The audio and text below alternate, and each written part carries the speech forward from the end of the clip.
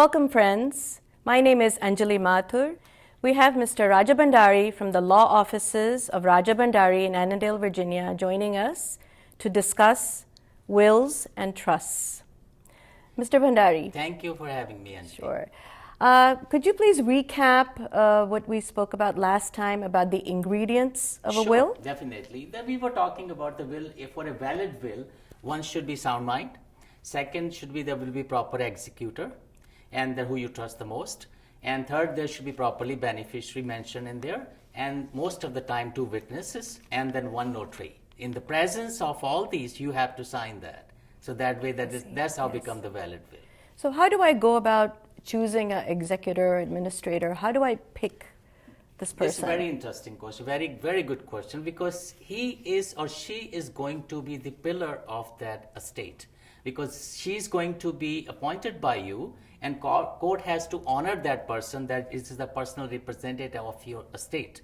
So that person should be very trustworthy. That can be out of the box, like out of the box means professional like us, CPA, attorneys, or anybody of your friends can be, or in the box like your family, father, mother, brother, but who you trust the most, that who can take care of your kids, because that person, remember one thing, there is the sort of a guardian of your kids, because the wishes you have in the will, that person has to carry out. Right. So all this has to be in writing. Absolutely. Will has to be in writing, otherwise because nobody knows that what were your intentions were. You are not there anymore. That's right. Now, can I leave my property to anyone? Absolutely. You can leave it to me too.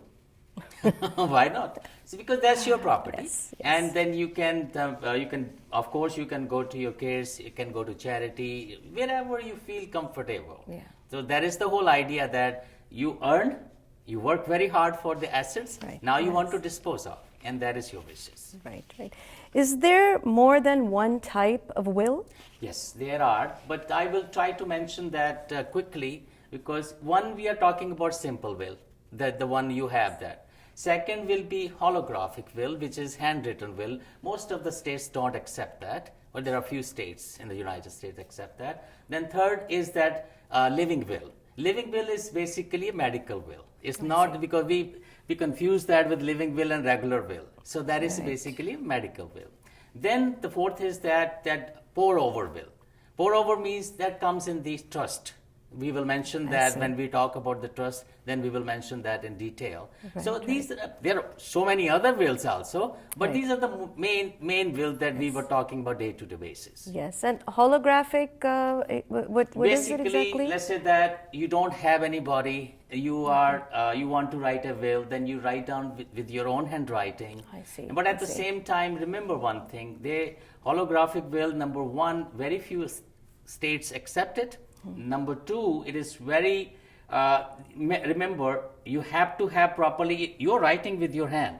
Now, there should be a proper witnesses, proper notarization. If you don't have, then it's a challengeable. Someone can challenge that this is not you. Is somebody write it, or you writing under duress? Because what is the idea of a witness? That this person is sound mind, this person is in a good shape, and it is in our presence, he's writing it. Or signing it. And notarization is the whole idea that this is his signature is. But versus when you write by yourself, the challenges can come. Right. And a simple will, is that? Simple will, we are talking about simple will all the time now. That is what the simple will we call, yes. I see. The holographic will, you have to have a notary, and you have to have 2 witnesses. Again, you can, but if you don't, the whole idea is that, let's say, most of the people, unfortunately, to save some money, to save some efforts, they go do these things. Internet comes in, holographic comes in, but at the same time, remember, friends, this is a legal document, and then it is going to open when you are no more. So please make sure you are basically not making anything. If the will is not valid, then you're not making anything. So that is why please consult an attorney of your choice, and then who can help you properly write the will. Mr. Bhandari, we are out of time today. So we'll see you next time to answer more questions on wills and trusts. Thank you so much. Thank you, viewers, for joining us. Thank you.